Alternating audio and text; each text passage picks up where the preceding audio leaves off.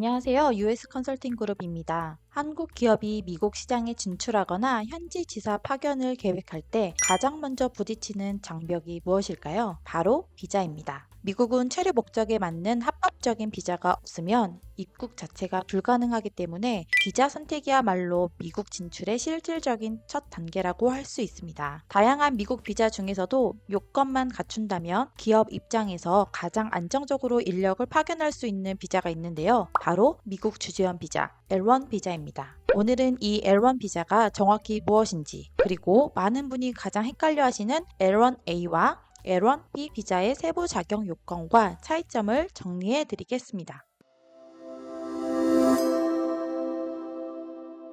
먼저 L1 비자의 개념부터 알려드리겠습니다. L1 비자는 해외 본사나 자회사, 계열사에서 근무하던 임직원을 미국 내 관련 법인으로 임시 파견할 때 발급되는 대표적인 비이민 비자입니다. 여기서 기억하셔야 할 핵심은 이 비자가 개인을 위한 것이 아니라 글로벌 기업의 인력 이동과 미국 내 고용 창출을 목적으로 하는 법인 중심의 비자라는 점입니다. 따라서 신청 자체도 개인이 아닌 법인 단위로 이루어지고 한국 법인과 미국 법인의 지분 관계가 명확하게 증명되어야 합니다. L1 비자는 파견 가시는 분이 미국에서 어떤 역할을 하느냐에 따라 L1A와 L1B 이 두 가지 유형으로 나뉩니다. 많은 분들이 이름만 다르고 같은 주재원 비자 아닌가요? 라고 오해하시는 경우가 있는데요. 이렇게 생각하고 접근하셨다가 RFE 즉 추가 서류 요청을 받는 경우가 굉장히 많습니다. 왜냐하면 이 두 비자는 단순히 역할만 다른 것이 아니라 이민국이 보는 기준 자체가 완전히 다르기 때문입니다. 먼저 L1A 비자부터 보겠습니다. L1A 비자는 기업의 임원이나 관리자급 인력을 위한 비자입니다. 여기서 임원은 기업 내 정책을 수립하고 광범위한 의사결정을 내리는 최고 의사결정권자를 말합니다. 그리고 관리자급은 두 가지 타입으로 나뉘는데요. 직원을 직접 관리하고 채용, 해고, 평가 등 실질적인 인사권을 행사하는 인력 관리자가 있고 밑에 직원이 없더라도 회사의 필수적인 핵심 기능, 예를 들어 매출, 마케팅, 특정 프로젝트 같은 중요한 영역을 독립적으로 총괄하는 기능 관리자로 나뉘게 됩니다. 즉 L1A는 단순히 직급이 높은 사람이 아니라 조직을 운영하고 의사결정을 하는 역할인지를 핵심으로 보는 비자입니다. 반면 L1B 비자는 핵심 전문 지식을 보유한 직원을 위한 비자인데요. 단순한 기술자가 아니라 우리 회사만의 고유한 기술이나 특허 시스템 혹은 미국 현지 노동 시장에서는 쉽게 대체할 수 없는 고도의 지식을 가진 전문가들이 이 비자 카테고리를 신청하게 됩니다. 왜 꼭 이 직원이어야 하는지, 미국 현지인을 채용하면 안 되는지에 대한 명확한 답이 준비되어 있지 않으면 추가 서류 요청, 즉 RFE를 받을 확률이 상대적으로 매우 높기 때문에